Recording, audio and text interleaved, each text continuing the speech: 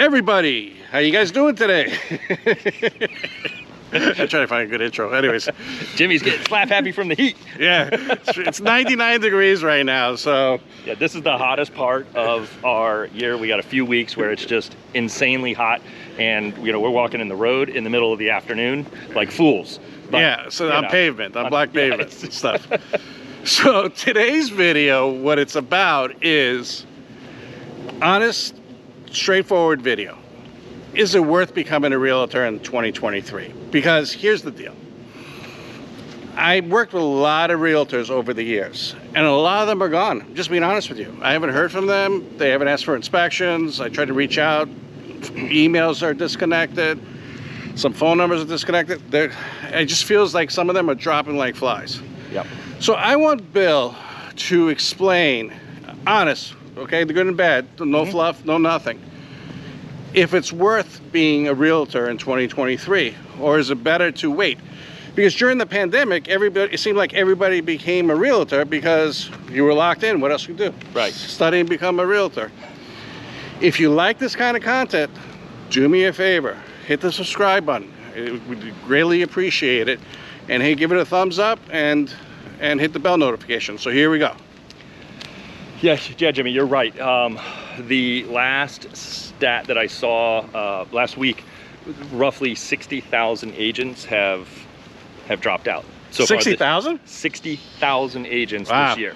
Now there's like 3-point-something million agents in the country, and then there's these numbers aren't perfect because I haven't seen these in a while. There's like 1.4-ish, 1.6, something like that. Realtors, which is a member of the National Association of Realtors. Again, don't quote me on those numbers. I haven't looked at them in a while. Okay. But people are dropping. The 60,000 was recent, so that sticks in my head. Okay. Because it was pretty astonishing, actually. All right. So during the pandemic, or our unicorn years, you're right. Everybody was in, so hey, let's go to school. Yeah, let's become a realtor. All I did was watch HGTV selling whatever and blah, blah, blah. And they're like, man, that's a glamorous life. Yeah, so I'll sell $5 million mansions and make a fortune and drive around in Maseratis. Go to parties. Go to parties and all that. But let's be realistic even now. if you didn't have it to that level where you were thinking, because this is not LA, Okay. locally, you see, and it's just human nature, you see somebody as a realtor that's super successful or even just moderately successful, and you're like, well, I can do that. So you got into real estate, whatever your motivation was. All right, so for every successful, for every successful realtor, let me ask you a question. For every successful realtor that we see, how many non-successful realtors are there? So you're probably looking at 1 out of every 10, 9 or 10. Wow. Because there's a fail rate of about 87, 88, and it's going up. Wow. Fail rate. That's crazy. Not even from school, just from you got your license and then they fail after the first 5 years. Wow. It's insane. The job is not as easy as everybody thinks. So, the track rolls, you come into the job, you go to a brokerage, you go for, I want to be what we call 100% brokerage, where you're getting 100% of your commission. You're paying a transaction fee to the broker to hang your license, maybe a desk fee, some tech fees, things like that, for all the stuff that you kind of need to run the business. Right, okay. This is an expensive sport. Keys, licenses, dues, that are all required. So some of them aren't, but most of them are. If you want to have access to the MLS, you're going to pay every month for that.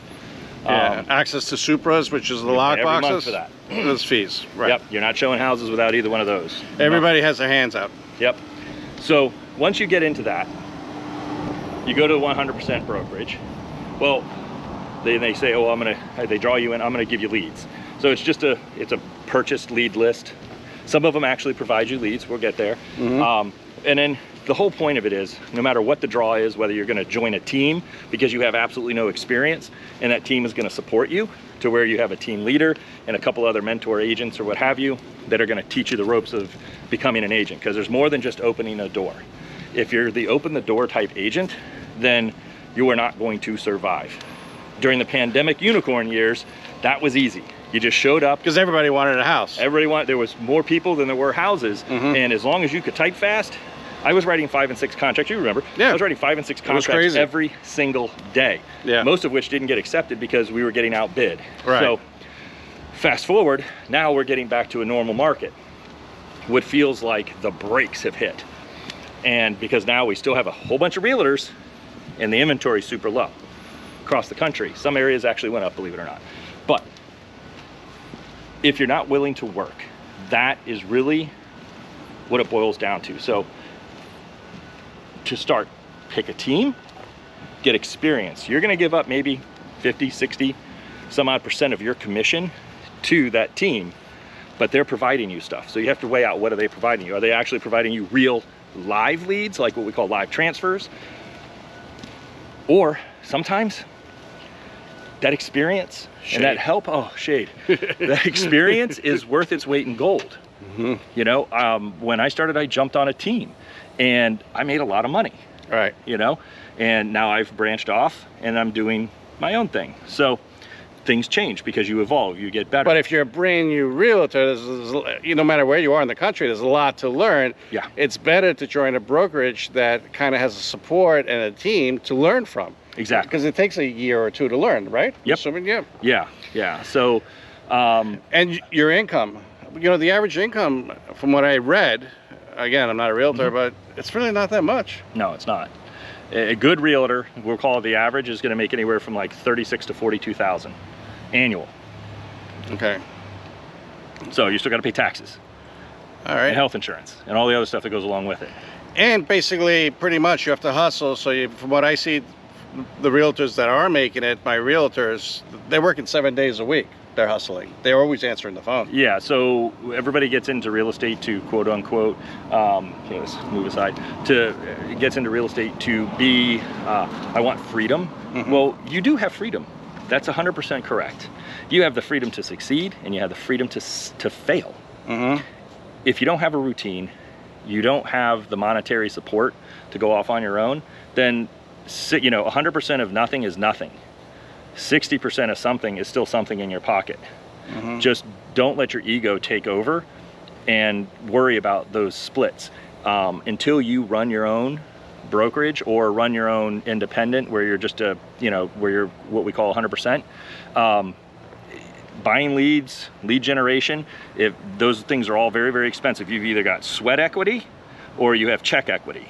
And you still have to pay bills. One of your favorite sayings that I always hear you say, the bills come in whether you're making money or not. So sure, it is. You don't want to get up early in the morning and study and reply to your comments on Instagram and Facebook and social media, and you don't want to pick up the phone and start making outbound prospecting calls to your friends and providing value, not begging for a deal.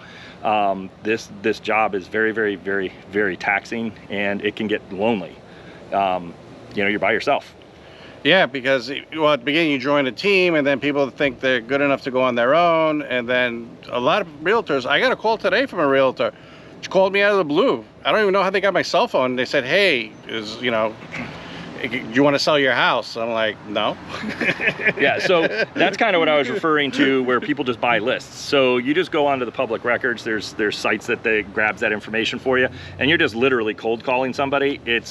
So basically, it's a sales job. You're that salesperson or that helpline person. You're just sitting, but you're not reporting to a job even making minimum wage. This is 100% on you to do, and you don't make money doing it until you close a deal. Let's say you close a deal today. It's at least going to be, with like a loan, you're looking at 30 to 45 days in our area to close. If you're doing cash, you know, you could probably squeak it out in about 2 weeks, you know, 14 business days or so, assuming the title's clean and there's no other crazy issues. But the whole thing too is you have to be able to deal with a bunch of different personalities. Oh, we haven't even gotten there yet. Yeah, so let's talk about that. You know, your clientele aren't going to be, they're all not going to be joyful. We were just talking about inspection I did with a client. You know, could be difficult. You know, they could be asking for things that aren't realistic. Yeah, there's right, you've got those clients that are just asking unrealistic things, and maybe it's because you didn't explain it to them correctly, you know, and at the end of the day, just remember, it's your fault. because it's pretty much going to be, no matter what happens, it's your fault. But you do have to learn to work with multiple different personalities. My personality is different than your personality. My triggers are different than your triggers. So, and you're dealing with most likely the largest transaction that anybody has done in their life. It's the most significant thing, and it's stressful. So if you're not the guiding light in that transaction, you're going to be out of business soon. And also, you know, being a realtor, you know, it's always continuing education. You know, it depends on the state you're from, but, you know, you're always going to be going back to school to get continuing education when it comes to real estate. Does that sound correct? Yeah, so you're going to have continuing education. That's another expense, and that is not cheap. No. You know, hopefully your board offers free classes, or the $10 or $15 classes. They give you a credit or two towards your CEUs for the year, which is great. But you're still going to have to do continuing ed, and even the continuing ed that doesn't count towards anything, because you've got to keep up with the laws. You got to keep up with all kinds of different stuff, because things change that they don't have a class for yet. So let me throw another one at you, because, you know, I talk to a lot of realtors. You show people 50 houses. You're spending 3 months with them. And you finally find a house, and the deal falls through because of financing, inspections. You get paid nothing, and you just wasted, not saying wasted, but it's a frustrated feeling. Oh, it's horrible. Everybody's lost deals, myself included. Some of them are beyond your control. Some of them you make a mistake, maybe, I don't know. But, you know, when a deal falls apart, it's heart-wrenching, especially if you don't have anything else in your pipeline. Right. You know, and that's the kiss of death, because, like I said, you go through, let's say I'm showing you houses. It's going to take you a month or two to find a house, right? And we win the deal. Everything's going great. And now you got 30 days. So now I'm at 2 months to 3 months before I get a check. You're my only client. And the deal falls apart. Well, now, instead of being like on that listing side, I start over again. You know, with you, showing you more houses, and I'm a slave to the inventory, because you've already probably seen some of the houses. So this is where that cycle just starts all over again. So let me throw another one at you. The market is changing. Interest rates are going up. Okay, so it's out of your control. It's out of everybody's control. People don't want to give up their 3% mortgages to sell their houses, and some people just don't want to pay 7.5% for a mortgage. Right. So it's difficult up to a point to find buyers and sellers more than it was. You're right. Yeah. So compared to our unicorn years, you know, with the rise of the interest rates, it's extremely difficult to find somebody to buy a house. So that's twofold in my opinion. So we've got people who don't want to list because of rate lock, because they're locked in at 5% or 4.5% or even lower. This is pre-pandemic stuff. And why would they go and list? The people that list are people that absolutely have to sell, because they've got to move, they've got to move up, they've got to move down, something's happened, they've had a life event, right? Same thing with buyers. Buyers are going to sit on the wayside, but where the transition comes in, okay, I'm renting, this is another part of our job. We need to educate people and not scare people to death with real facts. You know, this isn't the news media where we're trying to drive headlines. These are people's lives. So we need to be real estate professionals, and we need to give professional advice, because that's what we're here for. All right, so at the end of the day, in your opinion, is it worth taking the course, taking the test, becoming a realtor in 2023 when we have these situations behind us, high interest rates, people not selling, and realtors dropping like flies, which it appears to me like that? But no, you're right on. They're so basically exiting. If you were going to get into, I know you've been a realtor a long time, but if you were going to get to real estate this year, if I was getting into it, just going to use my situation on real estate in general, I think that I probably would still get into real estate. At the end of the day, my biggest piece of advice really is to understand exactly what you're getting into. You will not have freedom to do whatever you want except succeed or fail. Plan on working long days. If you think you're going to be off at 5 o'clock, well, everybody's working. So you want to work with those people who actually have money, right? Because they have a job. So they're going to get off at 5. That's when you start working again. So you might have some mid-afternoon days, but you're going to be prospecting, educating, touring properties so that you know the market that's out there, so you can advise your clients professionally. You know, so if you're really willing to do the extra hard work, you're going to work 50, 60 hours a week you know, not necessarily driving around all the time. And I know I've had plenty of real estate agents that came onto my team before that, oh, Bill, you're a nut. And they're not really here. And then I've had the other ones that embrace what we talk about and, you know, kind of go through, and they're succeeding and they're excelling and they're making a really good, solid living. You know, I'm noticing that like a lot of the part-time realtors that I saw during the COVID times, I haven't heard from them at all. Yeah, and I understand that too, because at the end of the day, like you said, and we've mentioned already, you know, the bills keep coming in and you've got to make the money. So you have to make that decision. Do you want to be a full-time realtor? Then do the work. Yeah. Pick your hard. It's really hard to be poor and not be able to pay your bills and lose things. And it's also really hard to work, but it's a lot more rewarding. So you have to pick your hard. And the part-time agents sometimes go, well, I have income, so I don't necessarily have to work that hard because I can always fall back on this money. Right. And that can be the kiss of death.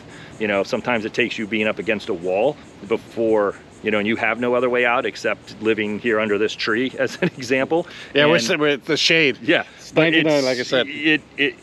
Sometimes it takes that to wake you up because everybody has the ability to do this job. Yeah. You can learn the skills. All right. So anyways, it's up to you to become a realtor. So that's today's video. As always, greatly appreciate it. If you like this kind of content, do me a favor. Just hit that subscribe notification. That'll be great. And hit the thumbs up. Thank you, and I'll talk to you in the next one. Sounds good. See you on the next one. All right, bye.